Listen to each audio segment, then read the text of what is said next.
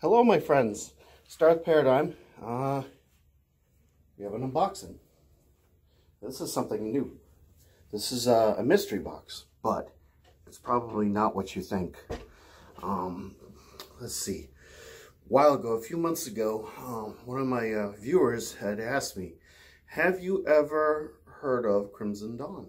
So I admitted I had not. One of many companies. And to be fair, the sabers that they offer are pretty commonplace. I mean, you can find them in a lot of different places.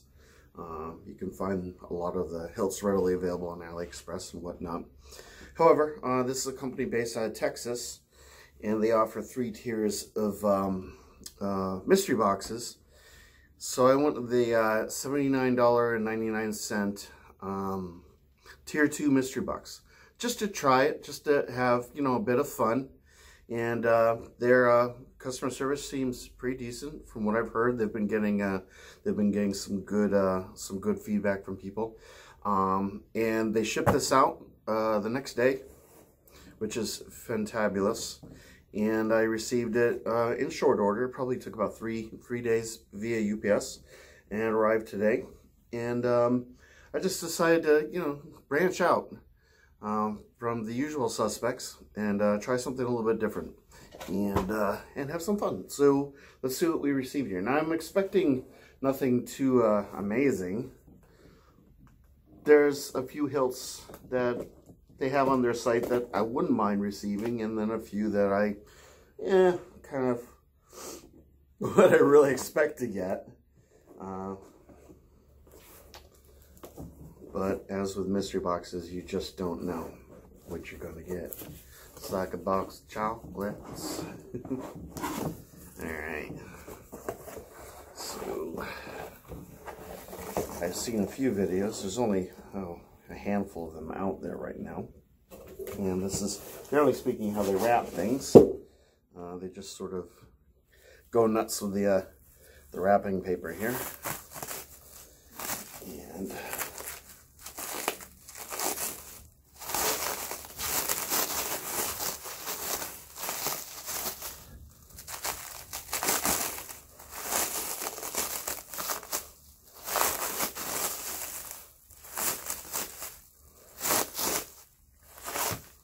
so what do we have here? We have the goodie packet. Now, they do a slight variation of you know, the standard sort of soundboards that you see coming from a lot of the, you know, Chinese producers like LG Toys and whatnot.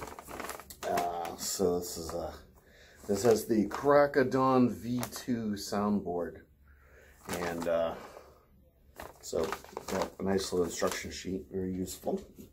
Let's see, we've got a charging cable, and we have a baggie with some replacement retention screws and the requisite Allen key, which it doesn't seem like I'm actually going to need, and I'm not too sure if I'm going to need this at this point. Okay. So this looks like one of the smaller ones. Probably, if I'm not mistaken, it's going to be something I already have, but oh well. Now, how does one extract this? Okay.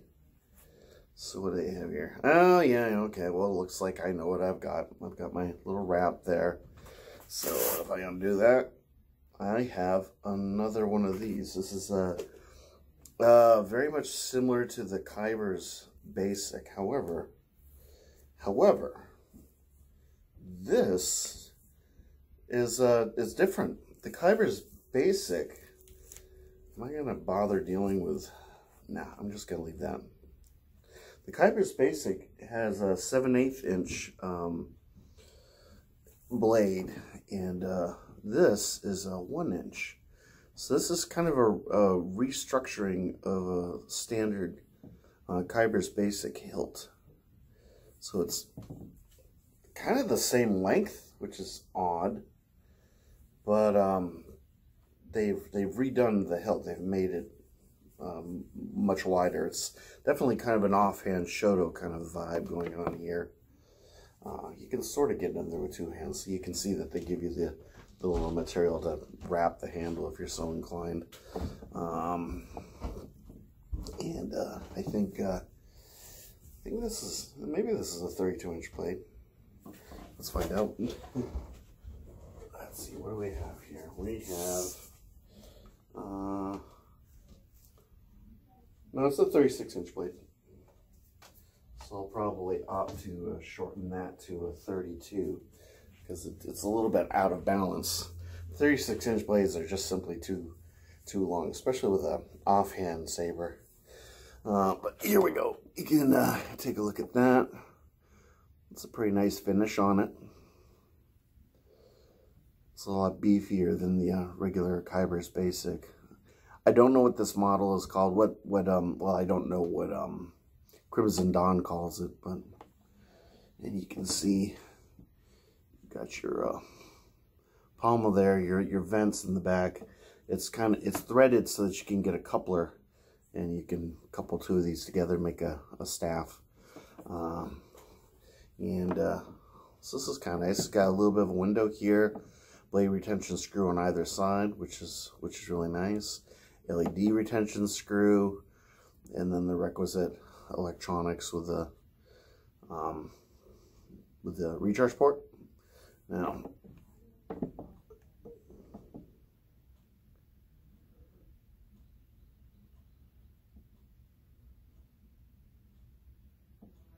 alright, so it appears to not be charged.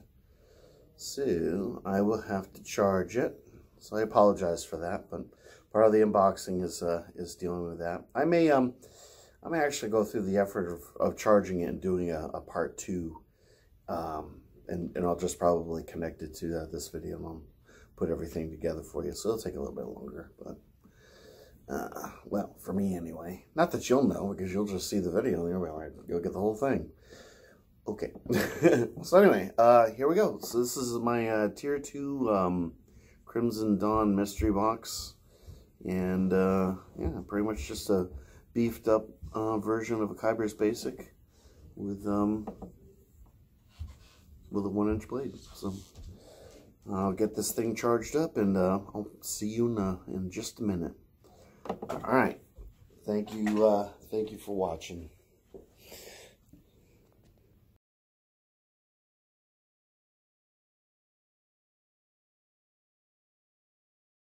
Okay, so I've been charging this for a little while. One of the interesting things about this hilt is that when you're charging it, it'll show you that it's charging by pulsing, and according to the instructions, when the saber is done charging, this will stop pulsing. Here's another thing that's sort of interesting. When you insert this, charging, it tells you that it's charging. Anyway, so this particular hilt is called the Banshee. This is pretty much their basic hilt, and I've been fiddling around with it, and it's very similar. I'd say it's about 95% similar to the soundboard on my AliExpress saber that I unboxed and reviewed. The fonts are the same. However, the oral signals for certain functions are unique to this saber. There's a woman who announces things, and I'll show you some of that in just a second. But other than that, the features are essentially identical. One of the things that's a little bit odd is that with the different sound fonts, you get different blade effects. And the flicker rate, near as I can tell, isn't adjustable. There's nothing about it in the instructions. So if anybody knows differently, please share. I did read the instructions, and there's nothing to that effect. I did try to remove the blade, but it seemed to be in there very securely, although it is supposed to be removable. I just didn't want to damage anything at this juncture.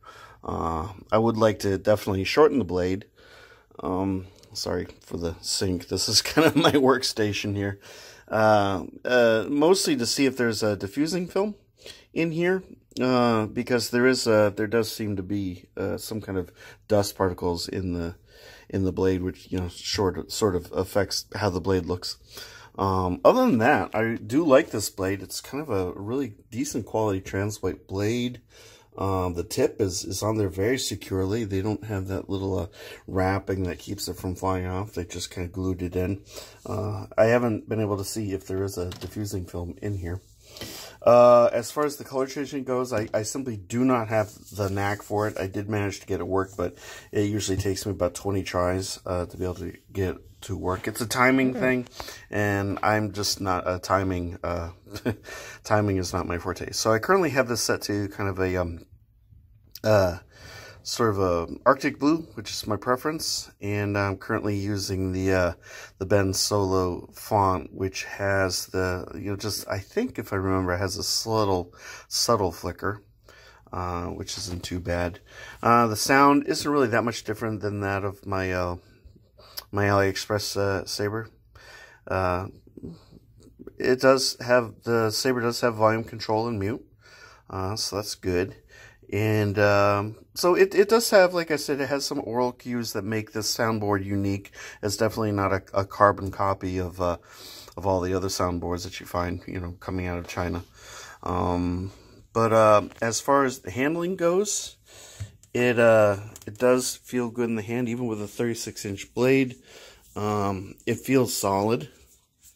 It has that sort of the same chassis that comes apart right here, and it reveals a pretty well constructed inner core with just a very tiny, I don't know what the size of the speaker is, but it's a rather small speaker, so I mean, that's why the sound isn't really that outstanding. But it seems to be well made, and unlike my AliExpress saber, when I screw this on right here, it doesn't have that looseness, so the quality is definitely there.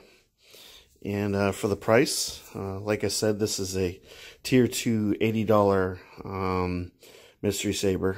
This particular saber is currently on sale for $90 or $89.99. I think they said it normally retails for $99.99, which is a bit much, but since it's essentially an upgraded in size Kyber's Basic, that's the way I see it. It's not too bad. Let's turn this on.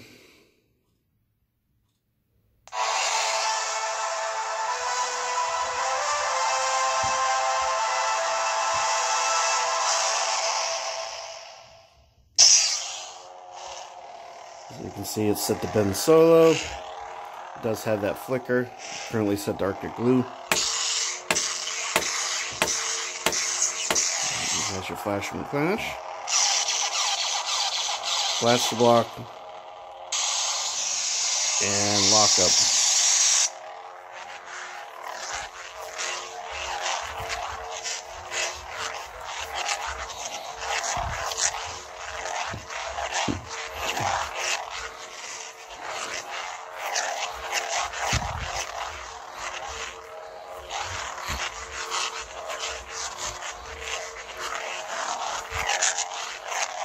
So it's not without merit, and here's the different fonts that you have available, and I'll show you the different flicker rates. I won't display all the other sounds and everything. I've done that before, but that lightsaber was loose. So you can see there's no flicker.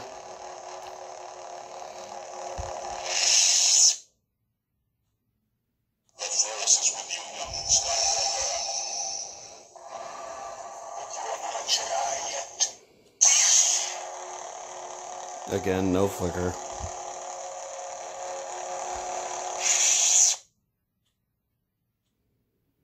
been waiting for this day for a long time. So this being a PinSolo, not PinSolo, but the a Kylo Ren font, it's nice that this has sort of an unstable blade effect. If I could easily change this to red, I would, but it's a little bit too much of a pain in the butt. So this is nice. This is to be expected for this particular font.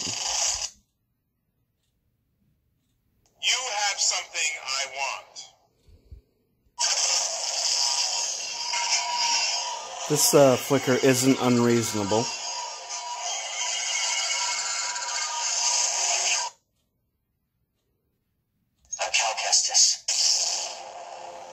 I find this to be a bit much for a Cal Kestis font, and I wish that I could adjust this because I don't really want this much flicker, but I really like this font. So to me, that's kind of a disappointment. Again, I don't know if that's adjustable. Near as I can tell, it isn't. And then back to PinSolo with a very subtle flicker. This is about what I like for a flicker.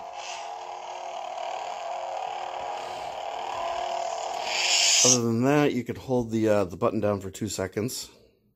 Softest sound. Softest sound.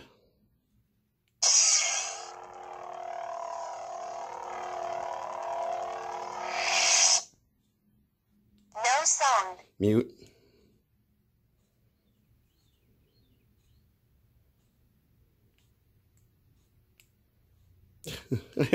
I seem to have a hard time without the cues. 1, 1000, 2, 1000. Loud sound. Loud sound.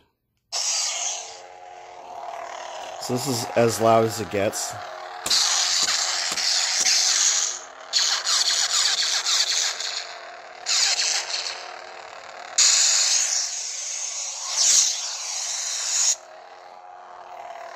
And with this particular soundboard, in order to turn the saber off, you have to hold the button. It says 10 seconds.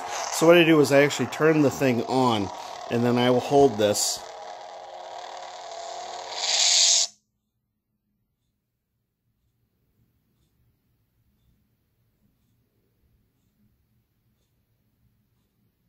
The resistance is dead. The war is over. And doing it that way just kind of helps you to preserve the font that you have selected, so you don't have to go about the motions to get it back to where you want it. So this is essentially not just an unboxing, but this is my review. As far as Crimson Dawn's service and their ability to ship out things and get them to you and get you something that's for a decent price, it's a very very functional saber. It offers a lot. Plus the whole mystery box ethos. It's not bad. I don't know if I'd buy another tier 2. I'm probably open to buying a tier 3 because there are some hilts that they have that I am rather fond of.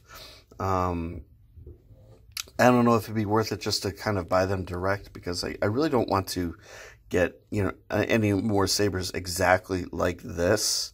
I was kind of hoping for something a little bit more ornate, but I guess being the very first attempt at purchasing one of these, you get what you get. So, am I happy with this hilt? Yeah, I'd say I am. This is actually for what it is quite nice. Would I get a cup or make a saber staff out of this? Probably not. To me, an angled emitter is not really conducive to making a saber staff. Yeah, have I enjoyed my experience? Yeah, I would say so. I think Crimson Dawn has something going.